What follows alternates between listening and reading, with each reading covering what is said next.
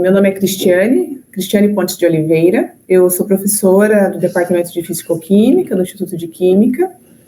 Eu estou no Instituto de Química desde julho de 2014 e atualmente eu estou na coordenação da Congrade. De 2021 a 2023, a maio deste ano, eu estava como coordenadora substituta. Eu sou bacharel em Química, eu fiz Química na Universidade Estadual do Centro-Oeste do Paraná, que se chama Unicentro, a sigla dela, fica numa cidade chamada Guarapuava. Mas eu sou sul-mato-grossense. Eu nasci, fui criada no Mato Grosso do Sul. E aí eu tenho alguns parentes, até hoje, nessa cidade, em Guarapuava. Então, quando eu era bem pequena, assim, já tinha uns 6, 7 anos, tinha na minha escola, lá na única escola estadual da cidade, uma professora de ciências, que ela está viva ainda, mas já está aposentada, que ela montava uma espécie de laboratório de ciências, assim, paralelo às atividades da escola. Então, a gente, desde o ensino fundamental, tá, das primeiras séries, a gente ia para esse laboratório, ela levava a gente para alguns setores. Daí eu me encantei com esse negócio de ciência, né? E aí eu cresci com isso e sempre ia para o laboratório da professora Elza, sempre ia, assim, passando as séries e participando dessas feiras de ciência e tal. Então, eu decidi que eu queria ser cientista. Eu não sabia bem que curso de graduação eu poderia fazer para ser cientista. Olha, essa era a minha aspiração, assim. E aí, lá pelo ensino médio, eu percebi que eu gostava muito de matemática, de física e de química, tá? E a imagem de uma pessoa vestida com jaleco branco, assim, era uma imagem que me atraía muito, assim, profissionalmente falando. Então, eu pensei que talvez eu pudesse fazer química, então. Mas eu, naquela época, sequer sabia a diferença entre química e engenharia química. Tinha uma cidade do Paraná mais próxima de casa, que se chama Toledo, e que tinha engenharia química, também numa universidade pública, porque essa era a condição para eu poder seguir estudando. Eu já trabalhava, né? Comecei a trabalhar com 11 anos de idade.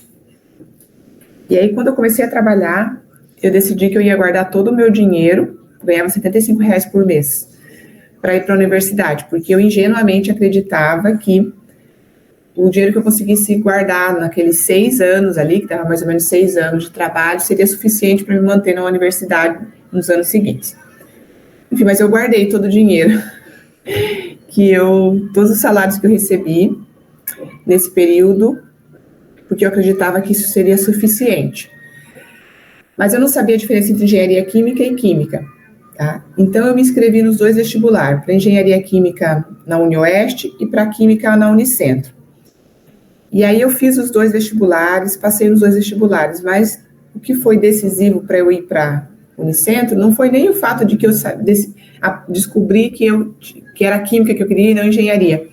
Era o fato de que em Guarapuava, além de a universidade ser pública, eu tinha parentes lá que me acolheriam, porque nessa época, já ali com 17 anos, eu me dei conta de que não daria para se sustentar, não bastava ser pública.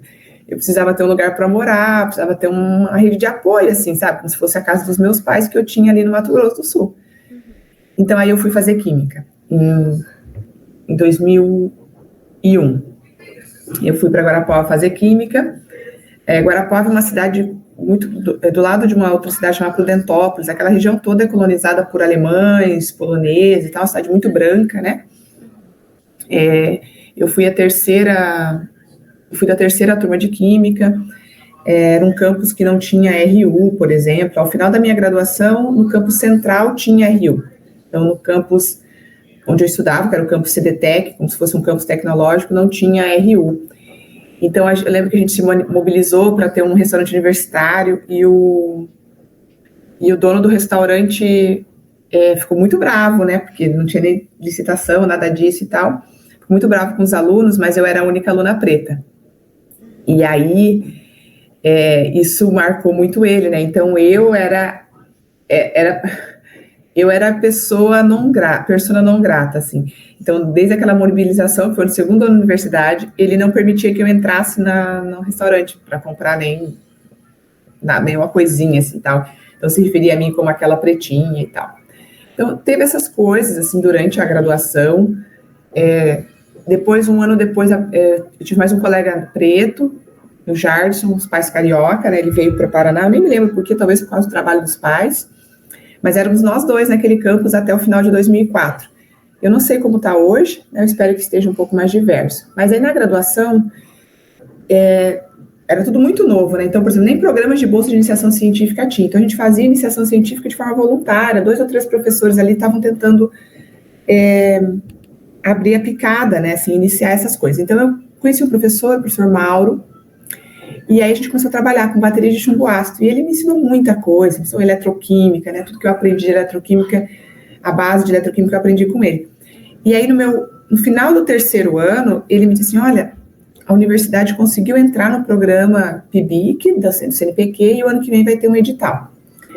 E aí a gente vai escrever o nosso projeto. Mas olha só, a universidade tinha 10 bolsas. 10 bolsas e 3 ou 4 campos, porque era o campus centro, que é na universidade, o CDTEC, aí tinha um campus na cidade do lado, Irati, que tinha engenharia florestal, 3 campos, isso, 3 campos. Então, 10 bolsas para 3 campos, um negócio infinito, né? E aí, a Química ganhou 2 bolsas, eu e um outro projeto de uma grande amiga minha, inclusive, então nós duas nos tornamos as primeiras bolsistas de PIBIC ali da Química, e aí aqui isso para mim foi transformador, porque era uma bolsa muito boa, assim, sabe?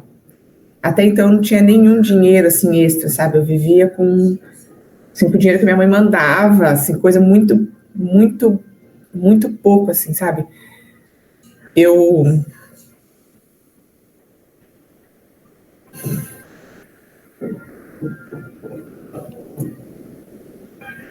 No verão, eu ia a pé e voltava de ônibus. No inverno, eu ia de ônibus e voltava a pé, porque de manhã era muito frio. E no verão, eu voltava de ônibus porque eu estava muito cansada no final do dia e de manhã eu conseguia ir a pé. Mas era assim, era 14 quilômetros caminhando, assim, a gente morava muito longe. Morava com uma prima minha. Morava muito longe do campus. Não era só eu que fazia isso. 2 grandes amigas que eu fiz na graduação também faziam isso. Eu saía da minha casa, encontrava ela uns 4 quarteirões depois e a gente seguia. Para comer, eu comprava um pacote de bolacha salgada, dividia em 5 porções, que era para a semana. Comprava 5 maçãs e 5 bananas. E uma bandeja com aqueles copinhos de iogurte. E aí, eu fazia 5 porções com essas coisas. E esse era o meu almoço. E era a única refeição que eu tinha.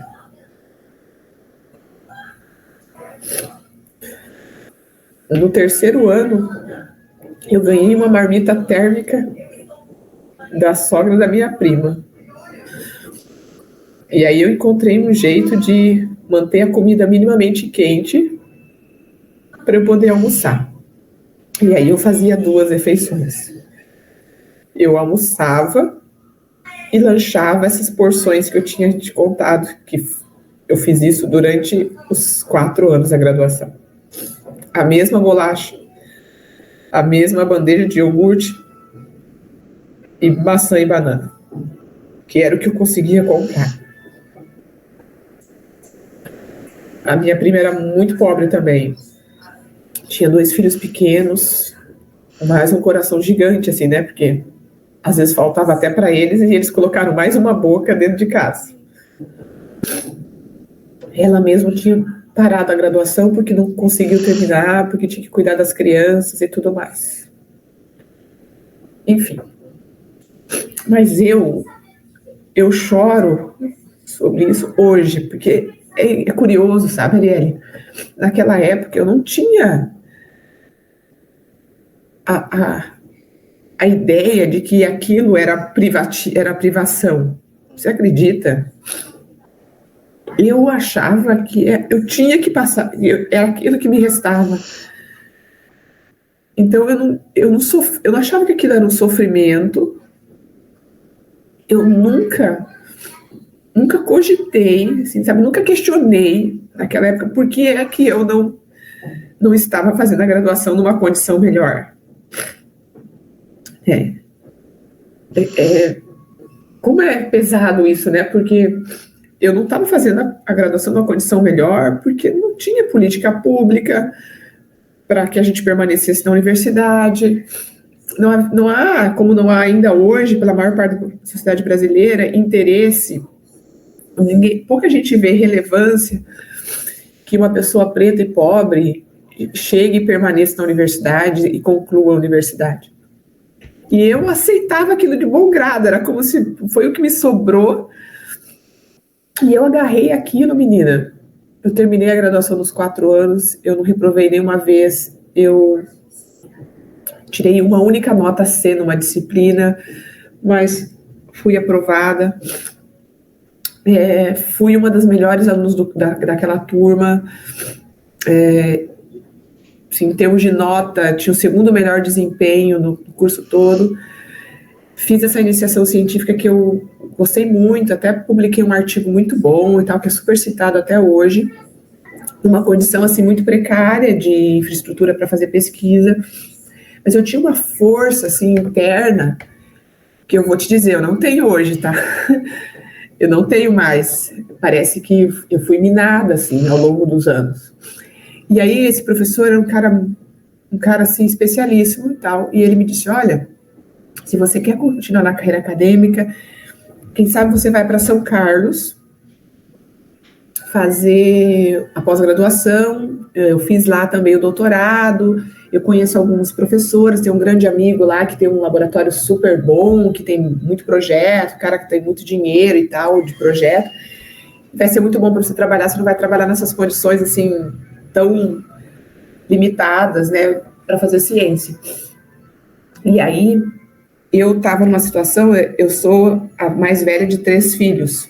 Eu tenho um irmão que é 2 anos mais novo que eu, e um irmão que é 12 anos mais novo. Então, quando eu fui para a graduação, o meu irmão do meio ainda estava eu fui para a graduação e ele foi para o 2º ano do ensino médio. Então, quando ele terminou o ensino médio, eu estava lá na graduação. E ele ficou parado, assim, não podia fazer nada, porque não tinha o que fazer, né? Eu já estava lá. Minha mãe tinha começado a trabalhar como empregada doméstica nesse período que eu fui para a graduação, para poder me mandar esses 100, 150 reais por mês, que era o que ela conseguia juntar ali. O meu irmão mais novo era bem pequeno, era uma criança de 4 anos, quando eu fui para a universidade. Então, eu fiquei num dilema, será que eu não devo ir trabalhar para desonerar além de desonerar os meus pais, poder ajudar um pouco mais, assim, lá em casa e tal, e ver o que esse meu irmão do meio vai fazer, porque ele vai ficar me esperando, né, a vez dele. E aí, abri um curso numa unidade, um curso de biologia numa unidade da UEMS, né, que é estadual do Mato Grosso do Sul, numa cidadezinha próxima à minha, que era praticamente a minha cidade, porque as cidades todas coladas, assim, muito pequenininhas. E aí, eu fui no final, quando eu me graduei e tal. Aí o meu irmão do meio falou assim, Cris, eu quero muito fazer agronomia, mas não vai dar. Eu estava lá na graduação ainda, foi no final de ano para casa. Então eu vou começar esse curso aqui, que era um curso de ingresso especial, nem era vestibular. Eu vou começar esse curso de biologia, e aí depois, quando você terminar a graduação, a gente volta a conversar para ver se você consegue me ajudar para eu fazer realmente o que eu quero. Eu falei, tudo bem. E foi, então ele fez 2 anos de biologia, que era o tempo que eu faltava para terminar química. Eu terminei química e no final daquele ano, eu falei para o senhor Mauro, mas como que é esse negócio da bolsa, né? Você imagina, eu vivia com 100 a 150 reais por mês e naquele último ano eu passei a ganhar mais 250, que era a bolsa do CNPq. Eu falei, mas como que é esse negócio de bolsa? Eu falei, tá 870 reais hoje a bolsa do CNPq, mas lá em São Paulo tem FAPESP, você pode ter uma bolsa de até 1.200 reais e tal. Isso mestrado, né? Mas tem que passar na prova primeiro e depois, um mês depois, começa a pagar a bolsa e tal. Aí esse meu irmão trabalhava como costureiro, assim, auxiliar de costureiro numa fábrica de costura de roupa. E ele tinha um dinheirinho guardado, porque do mesmo jeito que eu guardei todo o meu salário lá naqueles 6 anos de trabalho, ele guardava também o dele, era só uma cultura ali familiar e tal. A gente não tinha nem o que vestir, nem o que calçar, mas guardava o dinheiro do salário todinho debaixo do colchão. Então, quando eu terminei a graduação, o meu irmão do meio me deu R$ 600 que ele tinha guardado. E aí ele falou assim, dá para você? Eu falei, dá. Aí eu fui para São Carlos, fiz a prova da USP de São Carlos, da UFSCar de São Carlos. Eu queria ficar na UFSCar porque era onde tinha esse professor que era referência, né? E aí eu fui e fiquei, Arielle, não podia voltar.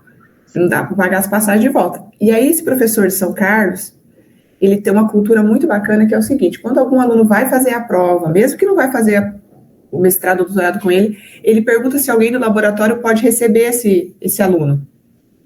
Então, eu fui recebida por uma das alunas lá, pela Quênia, e aí ele falou, quanto tempo você precisou? Eu falei, preciso pelo menos de uns 40 dias, porque tem que sair o resultado da prova. Sim.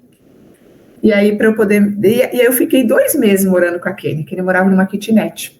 Fiquei 2 meses certinho. Porque aí saiu das provas, eu passei nas 2, mas escolhi ficar na UFSCar, já tinha o orientador.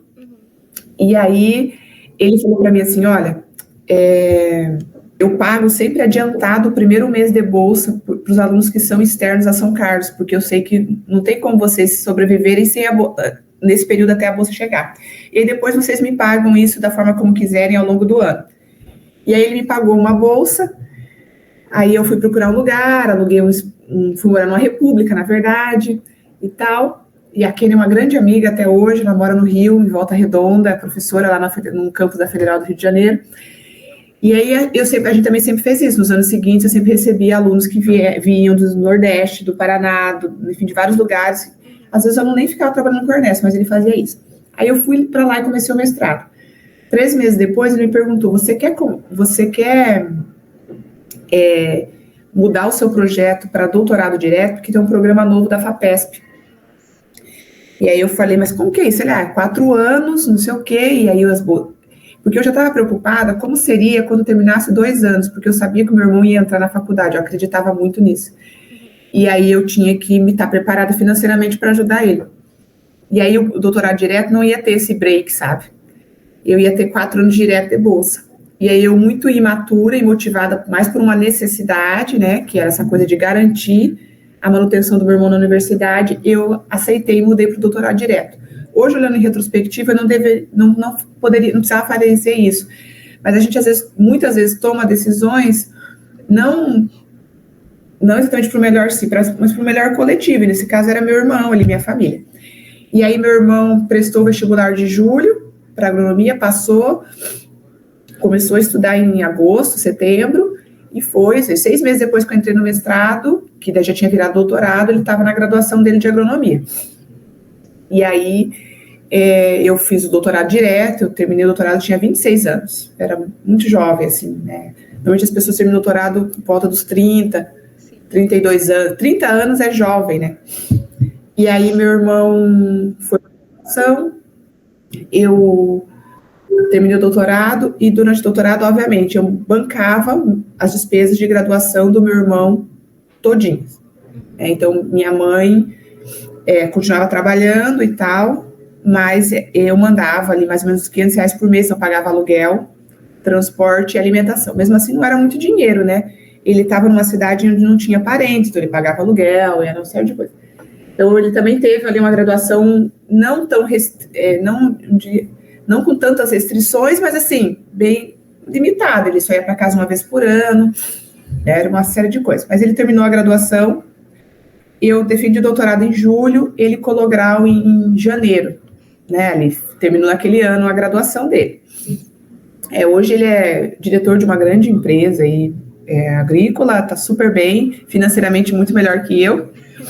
E ele, aí, então, assumiu a responsabilidade de bancar a graduação do nosso terceiro irmão, do mais novo. Então, o Rodrigo foi quem fez. Então, lá em casa foi assim, né?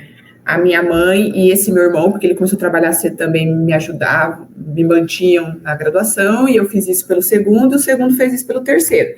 Agora está todo mundo encaminhado, né? Mas, além... E o terceiro é formado em quê? Também é agronomia, também é agrônomo. Também é agrônomo. Ele faz um trabalho diferente, trabalha com agricultura familiar lá no Mato Grosso do Sul, né? Esse meu irmão do meio foi para o agronegócio, para o agrobusiness mesmo e tal. Ele faz um trabalho mais de executivo.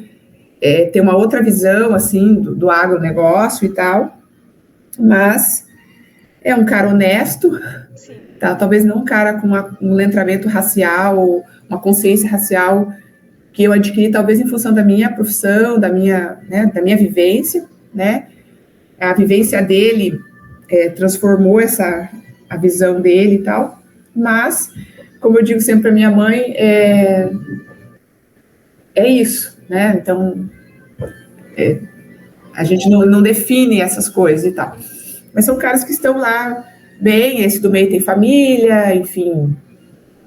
Inclusive, hoje mora em Porto Alegre, né? Antes ele morava no Mato Grosso, mas ele, com essa ascensão na carreira, acabou vindo para Porto Alegre. Faz 2 anos que ele mora aqui, o mais novo está no Mato Grosso do Sul. Enfim, está todo mundo encaminhado, cuidando das suas vidas, pessoas honestas e tal, trabalhando, e isso que é importante, assim, oferecendo também uma condição de vida diferente, melhor para os seus, né? Eu tenho uma filha, ele tem um filho, o mais novo não tem família ainda. Enfim, então, essa perspectiva do futuro melhor é uma calmaria muito grande, assim, sabe? Um conforto muito grande, assim. Você sabe que os seus viverão, pelo menos em termos materiais, de alimentação, da moradia, sabe? Não terá a privação que a gente teve, entendeu? Eu e esse meu irmão do meio, a gente um estudava de manhã, outro de tarde, para trocar o tênis, Arielle. Era um negócio, assim, de doido, sabe? Esse meu irmão, ele calça 43, onde eu fico pensando como é que ele calçava o mesmo tênis que eu, cara. Entendeu? Não é para ser assim. Não é para ser assim. E o pior é que continuamos assim. E tem uma coisa que hoje eu sei, assim, tenho muita consciência, sabe? As pessoas... A minha mãe sempre disse, mas por que a gente mora numa cidade tão pequena que vocês 3 precisaram sair daqui para poder estudar? Porque isso foi muito sofrido para minha mãe. Tá? Essa coisa do ninho e se esvaziando ao longo dos anos. Mas, por outro lado, ter crescido numa cidade pequena talvez foi o que não nos tenha marginalizado tanto. Porque a gente estava numa cidade muito pequenininha, então a gente não tinha contato com droga, com violência, sabe, com a insegurança na sociedade, assim, sabe? A gente tinha contato com esse racismo rasteiro, sabe, que tem sabe, do pretinho, da pretinha e tal, da menina feia que não namora, sabe? Sim. A gente tinha esse racismo rasteiro, assim, medíocre, né? Mas o meu irmão nunca levou uma coronhada de um policial, entendeu? Isso faz muita diferença, sabe? A gente não foi marginalizado nesse sentido, sabe? Colocado nesse lugar do marginal, não só do marginal socialmente falando, mas do marginal, do vagabundo, né? E olha, os meus irmãos, o mais novo nunca trabalhou antes de graduar, tá? Isso foi uma mudança muito grande, porque eu e o Rodrigo trabalhamos desde os 11 anos de idade. O Lucas nunca trabalhou. Também por uma mudança, né, das condições. Então, ele não vai precisar trabalhar, porque era muito difícil também. Minha mãe também fazia uma coisa, a gente não podia estudar à noite, porque ela entendia, apesar de ser analfabeta, minha mãe nunca foi à escola, minha mãe aprendeu a escrever o próprio nome na identidade, porque meu irmão e eu ensinamos ela a escrever Olinda Ponte de Oliveira. Então, a segunda via da carteira de identidade dela tem a assinatura dela. Ela nunca foi à escola. Ela entendia, olha só, que de manhã a gente estava com a cabeça melhor, então tinha que estudar de manhã, e se precisasse trabalhar era de tarde e de noite, e era isso. Nós estávamos de manhã, e eu trabalhava da 1 da tarde às 20 horas da noite. O meu irmão fazia das 14 às 21 horas, nessa empresa de costura, nessa fábrica de costura. Então a gente nunca trabalhou, nunca estudou à noite, porque ela dizia, não, se for para estudar à noite, a gente vai... vocês vão continuar sem trabalhar e vão continuar passando mais dificuldade, mas era assim. E minha mãe foi essa consciência da família. A minha mãe é uma mulher branca, analfabeta, meu pai é um homem preto, ele é falecido, analfabeto. Tá? Mas o meu pai, ele nunca foi, ele nunca, não que ele dizia, mas ele parecia acreditar menos nos sonhos que a gente tinha. Já a minha mãe, não. A minha mãe fazia o que o Saramago disse muito bem, ela deu consistência aos nossos sonhos. Sim. Mesmo que lá no fundo ela tivesse lá as dúvidas dela se aquilo daria certo. Mas ela nunca disse pra gente que não seria. O meu pai também nunca disse, mas ele se distanciava muito disso. Quando a gente começava a falar sobre essas coisas, ele se distanciava. Ele, sabe, era um sinal claro de que ele pensava que aquilo era uma bobagem, né? Ele viu os 3 filhos se graduar, né? Ficou emocionadíssimo e tal. Ele morreu faz 5, 6 anos. Faz 6 anos. Então, quando ele faleceu, nós já estávamos assim encaminhados, vamos colocar assim. Aproveitando, tu lembra como foi para tua mãe e para teu pai também quando vocês se graduaram? Acho que tu foi a primeira, né? Fui a primeira. Foi um negócio maluco, assim, sabe? Eles não. A minha mãe não acreditava, sabe? A minha mãe não acreditava, né? E muito tímida, assim, muito contida, muito restrita e tal. Mas o meu pai ficou muito, muito, muito emocionado. Eu lembro que ele agradecia muito, muito, muito, assim, os meus primos, né? Que tinham me recebido e tal, ficaram emocionadíssimos. Mas aqui tem uma coisa que eu acho que vale a pena comentar, né? Porque para as mulheres, né? Para as filhas mulheres, essa é uma coisa que pega. Quando eu disse que eu ia sair de casa e ia para Guarapuava estudar, o meu pai disse que isso não daria certo, porque eu era mulher. E que eu ia sair de casa e que alguma coisa ia dar errado. Então, eu lembro dele dizendo isso. Então, meu pai, por exemplo, não foi na rodoviária me dizer tchau. Só a minha mãe. E aí ele se despediu de mim em casa e ele disse para minha mãe assim, olha só, você está apoiando ela, deixando ela ir, mas se alguma coisa der errada, a culpa é sua. Então, a minha mãe passou esses 4 anos, coitada, pedindo a Deus, e sabe Deus a mais quem, para não dar nada errado. E eu nem preciso dizer o que significa esse errado, né? Então, quando terminou a graduação, eu acho que a minha mãe tinha um misto de alegria e finalmente conseguiu respirar. Né? Porque ela, assim como meu pai, é de uma criação muito conservadora, machista. Então, assim, ela passou esses 4 anos, né, com uma angústia desgraçada. Né? Mas eu lembro bem que meu pai ali todo emocionado, agradecendo e tal, chorando e tal, e aí ela deixou ele terminar de falar, e ela, do jeitinho dela assim, disse assim, olha, a culpa é minha, viu, João? A culpa é minha. Ela ficou com aquilo guardado por uns 4 anos e tal, né? A culpa é minha, João, e meu pai, então, se deu conta, né, da besteira que é. Né? Mas, assim, meu pai era o que ele conseguia imaginar para a filha mulher dele com a criação que ele recebeu. Ele não tinha condição, não tinha repertório social para acreditar e defender e tal, de que a filha dele poderia ser mais do que uma mãe solteira, como ele via as outras garotas da minha idade, jovens, né, a maioria preta, inclusive. Então, ele não tinha repertório para entender, né, que era uma possibilidade eu ter ido só para estudar, né, para graduar e para ter uma vida melhor, e porque eu queria fazer ciência, aquela coisa toda. Então, assim, eu vou te dizer assim, francamente, durante a graduação, eu percebia mais a interseccionalidade do feminino, de ser mulher, e de não poder dar nada errado, não poder fazer nada errado, do que o atravessamento racial. Você acredita? Porque eu era completamente alienada da minha condição, da cor da minha pele, no sentido de o que a minha pele, como a minha pele poderia dificultar a minha trajetória. Né? Então, o primeiro contato que eu tive com essa dificuldade, né, imposta socialmente, foi quando o cara do restaurante me disse que não ia atender eu ali. Entendeu? Então gritou lá para os balcões e disse, olha, essa negrinha não pode ser atendida aqui. Né? Então, eu não tinha consciência da cor da minha pele, mas eu tinha consciência do ser mulher. tá? Porque isso era muito forte, mas não do atravessamento racial. Por quê? Porque me faltava letramento racial naquela época. Como falta hoje, porque letramento racial é uma coisa que você vai construindo, é um aprendizado. Né? Essa consciência da raça e tal, do pertencimento, é uma coisa que você vai construindo.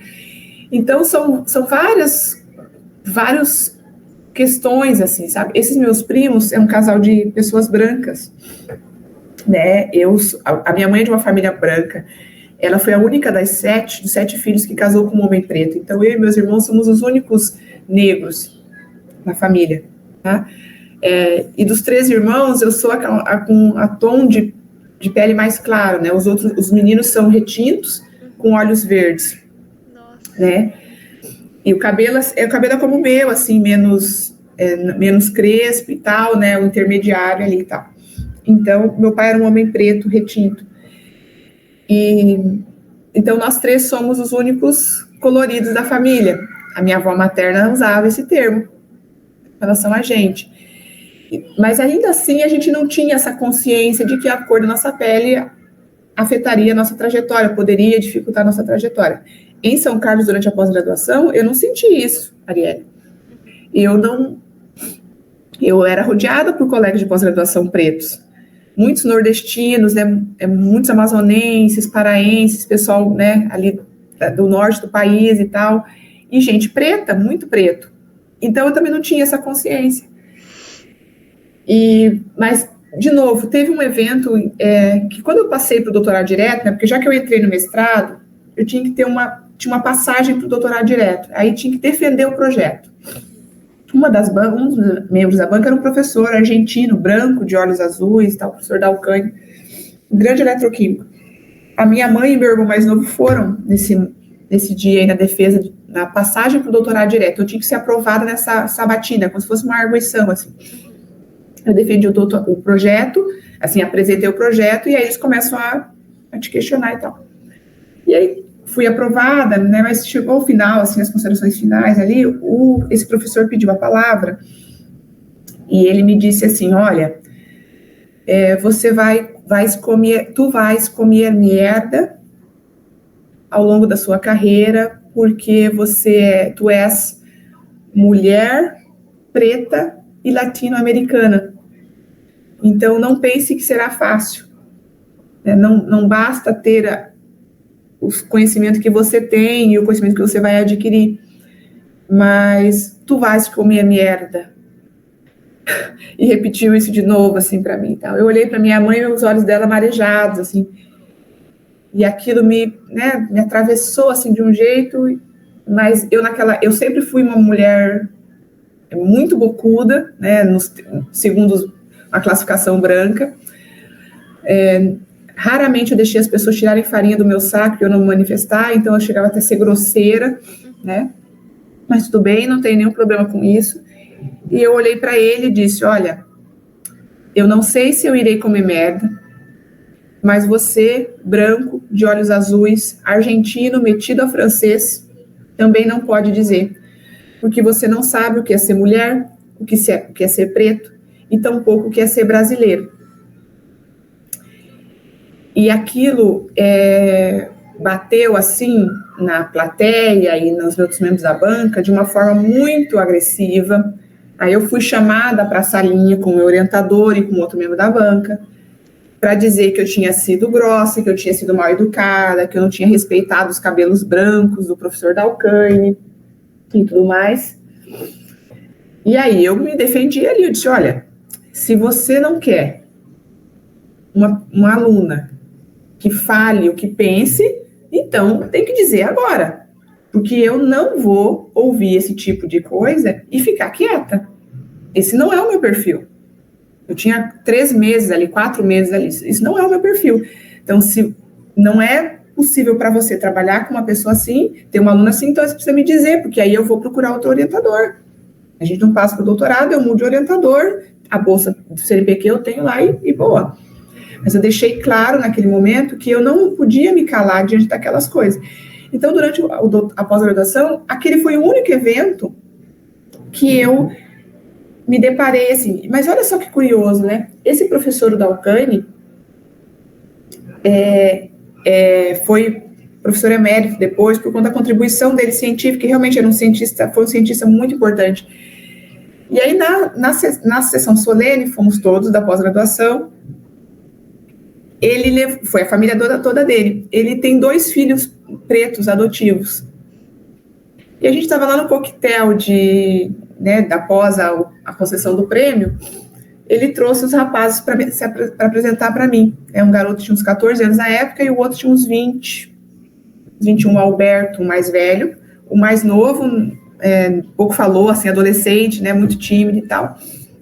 E eu achei aquilo, assim, até hoje eu não entendo por que ele fez aquilo, mas conversei com os meninos, mas eu até hoje não entendo, assim, algumas pessoas, não, talvez ele estivesse querendo te ajudar, te alertar para as coisas que você ia viver ao longo da carreira, porque eu sempre fui muito ingênua, sabe, Arielle, muito sonhadora, assim, sabe, tipo, uma visão muito romantizada, então assim, aquelas minhas defesas de projeto, de seminário, assim, de um romantismo científico absurdo e tal. Mas é que eu gosto muito daquilo, então eu faço assim, né? E eu não acho que tenha que ter dureza, né? Eu acho que não é só no sofrimento, na dor que a gente né, não é só nessa perspectiva que a gente deve tratar as coisas. Então, sabe essa visão meio poliana das coisas? Então, não sei se ele achava que eu era completamente alienada das coisas, e era um pouco, mas não considero que ele tenha sido assertiva a forma que ele poderia ter me chamado para outra conversa e tal. Então, alguns colegas dizem, Cris, eu acho que ele estava querendo te alertar para as dificuldades que viriam no futuro. Mas o fato é que eu não entendi desse jeito naquela hora, e ainda bem que respondi, porque se ficasse com aquilo entalado, né, não ia poder, ia ter que resolver com muita terapia depois. Enfim, mas eu terminei o doutorado, eu fui para fazer o pós-doutorado na USP, que é na mesma cidade, mas no campus da USP. Aí eu fui para o Canadá, fiquei um tempo lá, durante o pós-doutorado também fui para a Alemanha. Enfim, tive várias experiências profissionais, sempre encontrando muita gente da minha cor, ou mais ou menos da minha cor, entendeu? Mas tem um detalhe, né? Pouquíssimos professores da minha cor. Então, os meus professores todos foram brancos. Eu não tive na pós-graduação e nem na graduação professores pretos. E pouquíssimas professoras além disso, né? Então, isso é uma marca. Apesar de encontrar muito aluno, né? Esse doutor que se graduava ali, concursava lá no Nordeste, na Bahia, em Minas e tal, mas não ali. Ali continuava ainda um reduto muito branco, muito masculino e tudo mais. Tá? Eu tinha muito mais meninas na pós-graduação, colegas, do que garotos, mas ali naquela região continuava sendo professores homens e não professores, enfim. Ou seja, parece que ali não coloria, ali a diversidade não chegava. Os alunos vinham, se graduavam e saíram, né? E eu não sei como que está hoje, mas acho que está mais ou menos assim. E aí, depois quando eu terminei o pós-doutorado, eu resolvi começar a prestar concurso público, porque eu queria ter uma posição numa universidade pública e tal. E aí comecei a prestar concurso público. E aí eu acabei, um dos últimos concursos que eu prestei foi aqui na URGS. Eu já tinha passado em 2 antes. Isso me deu um pouco de tranquilidade para vir para mais esse. Era a única candidata negra. Eu e mais 2 meninas eram as únicas que não éramos egressas URGS, ou de graduação ou da pós-graduação. Eu passei na primeira fase, segui, né, fui aprovada em primeiro lugar, a outra colega não passou na primeira fase, enfim, e aí eu acabei vindo para cá. E aí, quando eu cheguei aqui, é que eu me dei conta da cor da ciência, sabe? Que cor tem o ensino superior brasileiro, né? E aí, se você vai pro mais ao sul, ainda é mais branco ainda, né? Então, aí eu me dei conta disso. Quando eu cheguei, eu acho que o professor José Dama já tinha sido contratado, não tenho certeza. Mas eu fui a primeira professora negra a ser contratada. Aí, em 2019, veio a professora Mariana. 2019 ou 2018, não me lembro quando foi que ela chegou. Só encontrará nós 3 no IQ. Pois é. Tá? Só somos 3. Então, isso não é nem 3%, é menos do que 3% do corpo docente do IQ, que é maior que 100. Na física, eu não sei quantos professores negros nós temos, que é outro instituto que dá muita aula para os nossos alunos. Na matemática, eu não conheço nenhum professor preto. Nunca vi nem de corredor, então não sei se eles têm docentes negros, que é um outro instituto que dá muita aula para os nossos alunos. Na FACED a gente tem mais colegas, mas dependendo do curso que você faz, você não vai fazer tantas disciplinas da FACED, fazendo no máximo eletivas e tal. Enfim, então, aqui em Porto Alegre é que aí me caiu a ficha, sabe? Assim, olha, é uma coisa errada.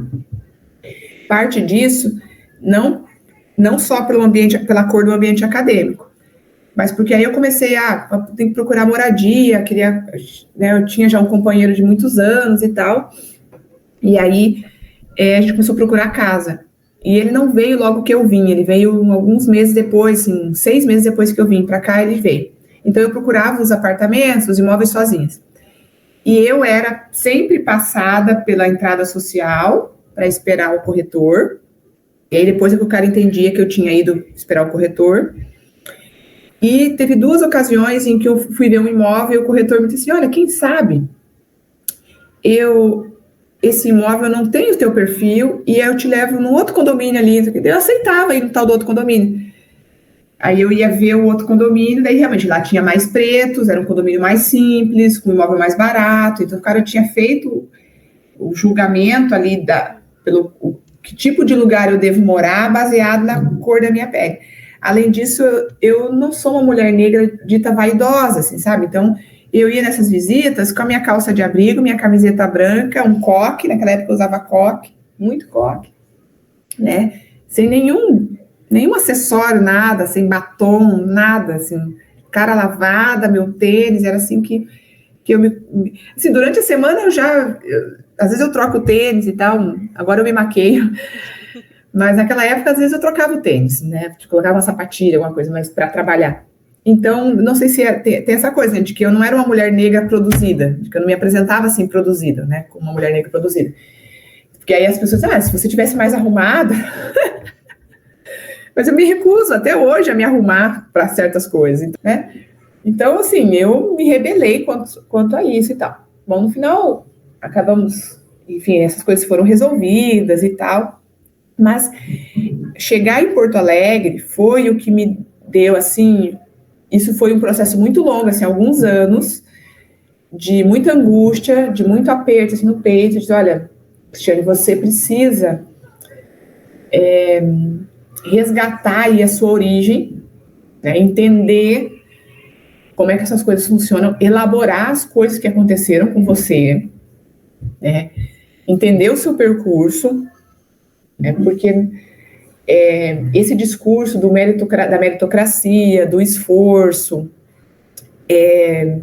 de que é só se organizar, né, ele não pode ser naturalizado, porque as pessoas não partem do mesmo, a largada não é a mesma para todo mundo. Então, quando a gente tiver uma situação em que os nossos jovens, pretos e brancos, mulheres e homens,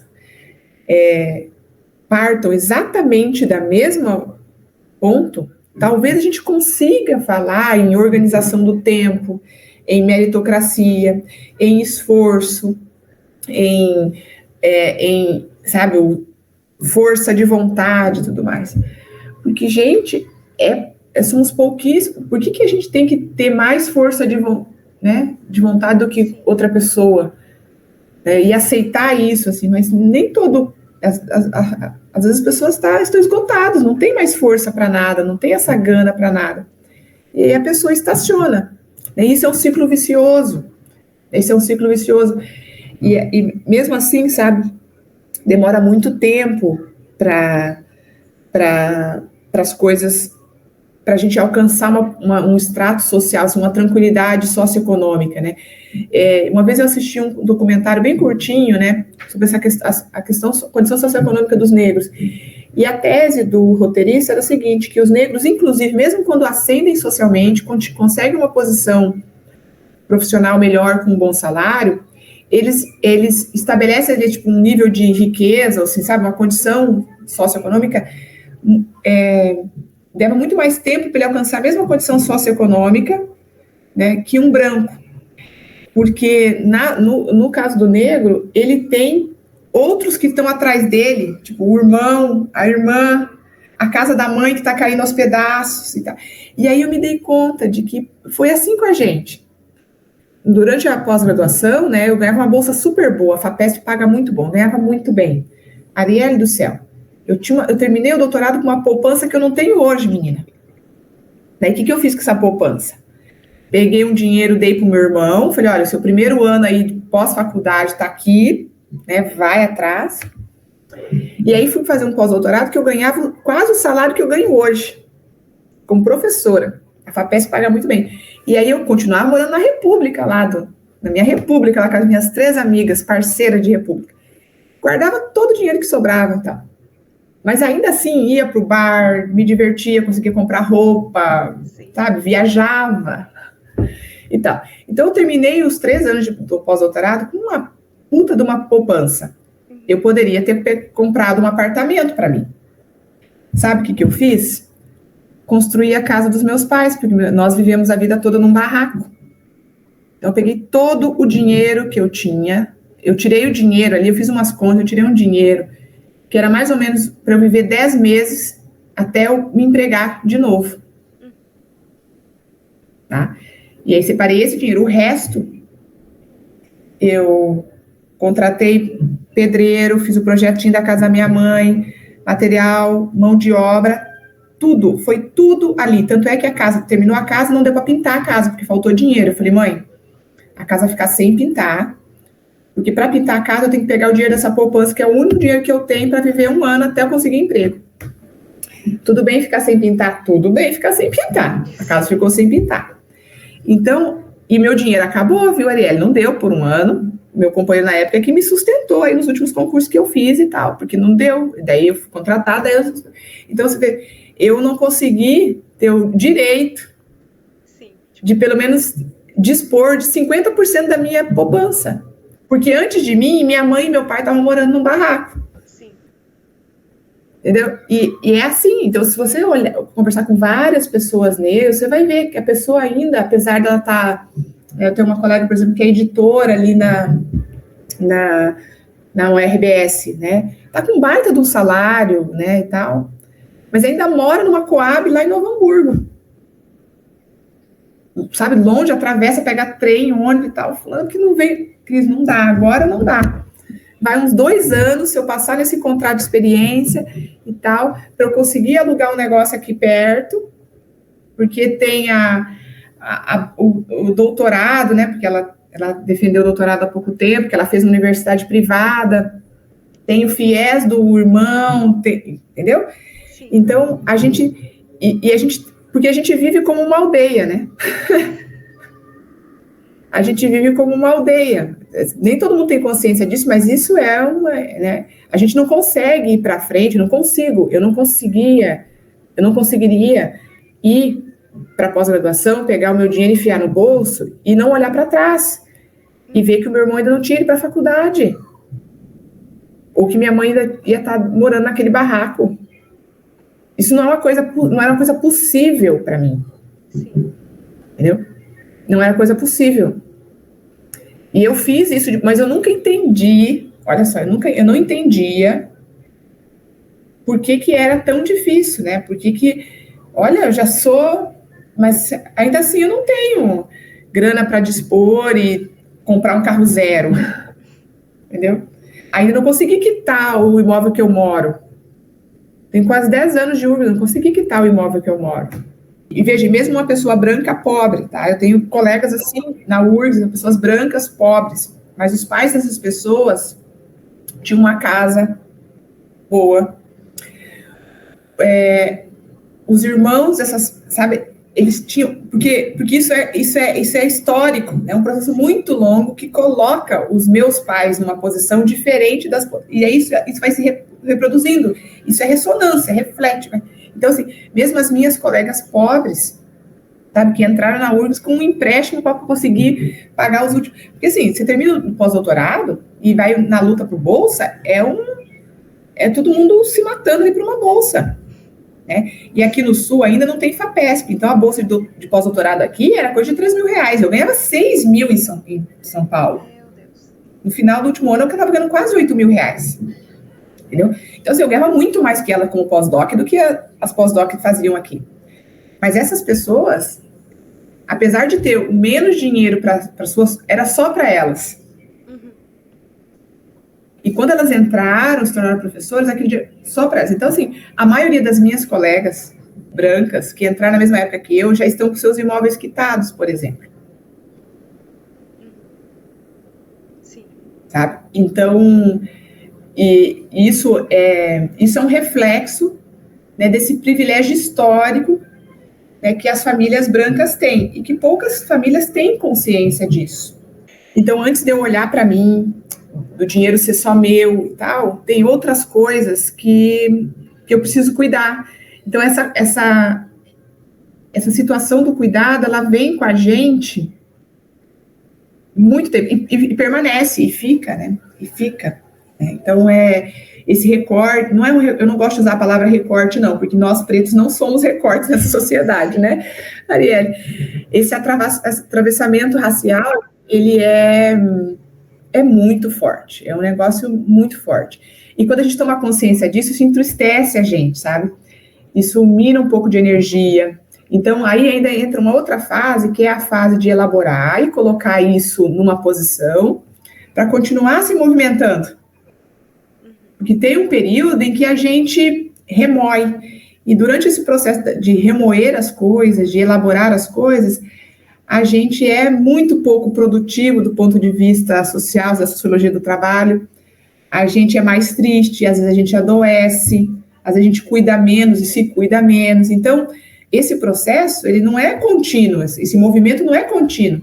Muita gente estaciona, porque a gente está num remoinho ali das coisas que é impossível. Ou você faz, senão se aliena de uma vez, não dá para não fazer. É muito complexo. Eu acho que a gente precisa preservar, tem uma questão de se preservar emocionalmente. A gente precisa cuidar disso. A gente precisa fortalecer a nossa autoestima, né? E fazer o exercício de não acreditar em expressões como isso não é para você, mesmo quando não são ditas, não são faladas, mas é num gesto, numa atitude, tudo mais. Então, é preciso se blindar dessas sugestões, desses comportamentos que sugerem que nós não podemos ser aquilo ou aquilo outro, que a gente não pode estar aqui, que isso aqui vai ser muito difícil. Tá? Essa é a primeira coisa. Então, mas para isso, para a gente poder cuidar disso, a gente precisa estar, né, e aí é um privilégio estar numa rede de apoio que pode ser familiar, e que no meu caso foi mãe e pai também, ainda que com as limitações dele, e os meus primos lá e tudo mais, grandes amigos que eu fiz, a gente precisa de uma rede de apoio que reconheça esse nosso potencial, tá? Porque é ingenuidade a gente achar que a gente vive sozinho e que a gente se fortalece sozinho, né? A gente precisa ter fontes, né, para ir alimentando essa autoestima, tá? Então, é preciso cuidar disso. E aí tem um outro viés que eu considero um viés mais prático, né, que é o viés da educação, Arielle. Não tem outro caminho nessa sociedade que a gente vive, na brasileira, que é a que eu conheço bem assim, né, dada né, essa regionalidade que a gente vive, não tem outro caminho para a gente vencer os obstáculos. E nesse processo de educar-se formalmente, porque nós somos já, cada um de nós somos já educados, mas educar-se formalmente nesse processo da educação formal, esse processo pode ser doloroso. Não precisa ser, mas ele pode ser doloroso. A gente precisa ter consciência disso. Tá? Então, a busca pela educação formal é um caminho que nos permite se defender e exigir os nossos direitos, alcançar o que eu chamo de uma autoconsciência, assim, sabe, do que é você e do que você quer enquanto indivíduo e enquanto profissional. Porque eu aprendi uma coisa Arielle, esse meu ar tupetudo, essa minha soberba, ela é fruto tanto de uma educação que eu recebi, que minha mãe sempre valorizou muito essa coisa, né, da gente dar a nossa autoestima, de que a gente era muito inteligente e tudo mais, quanto do conhecimento que eu adquiri, tá? Então, quando a gente tem educação formal, a gente ganha um pouco mais de segurança para se posicionar diante das injustiças, diante das falas inadequadas, diante das situações inadequadas. E eu aprendi também que quando eu graduei, eu fui percebendo que eu fui me tornando, não porque era uma necessidade enquanto indivíduo, mas era uma necessidade que foi imposta.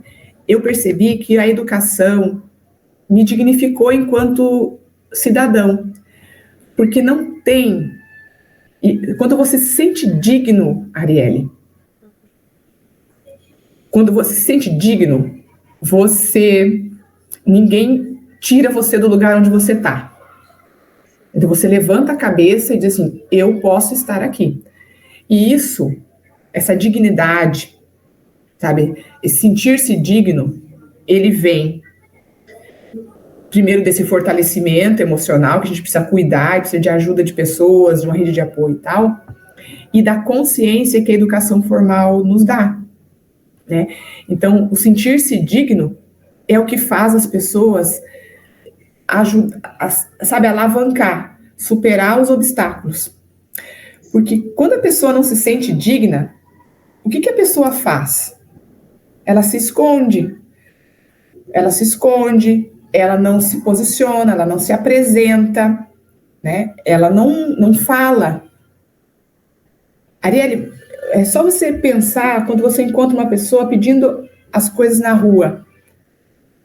Dificilmente essa pessoa consegue te olhar na cara enquanto ela está ali, né, se justificando por que ela precisa daquela comida, daquela moedinha. Eles normalmente têm a cabeça baixa, os olhos baixos, e não conseguem encarar o outro indivíduo. Esse é um processo que eu acho que é um processo de marginalização que diz para essa pessoa, você não é digna sequer de pedir comida. Sim.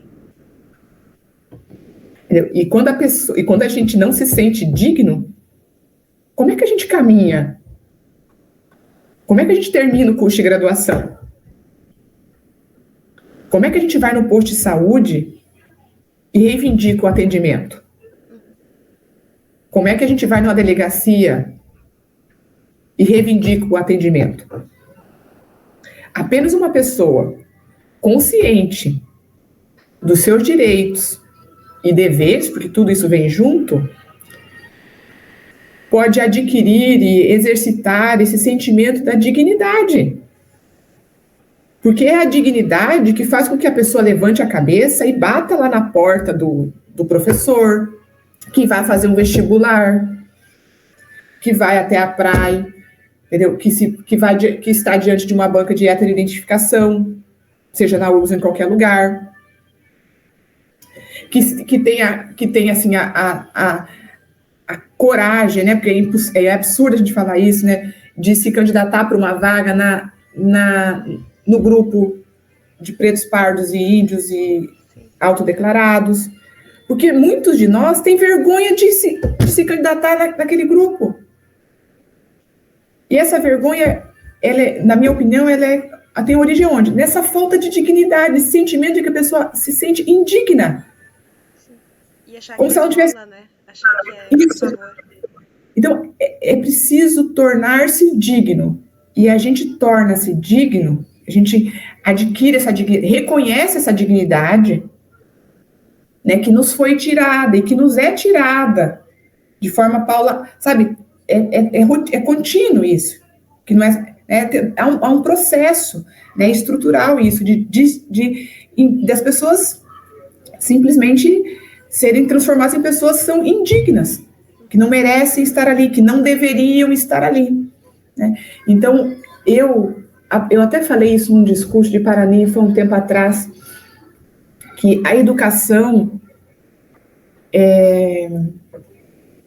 tem um papel de nos dignificar, de tornar-se digno. E eu lembro que eu disse alguma coisa parecida, que não há nada mais empoderador do que sentir-se digno, do que tornar-se digno. Porque se esse é um processo, apesar de longo e às vezes doloroso, se esse é um processo efetivo, se você realmente se sente, se isso vem de dentro de você, se você acredita nisso, ninguém te segura, né? Nenhum problema te segura, tá? Então, tornar-se digno, sentir-se digno, na minha opinião, é o que há de mais empoderador para a gente avançar nessa vida, sabe? E olhar para trás, assim, sabe? E ter o mínimo de dignidade. E na minha vivência, o que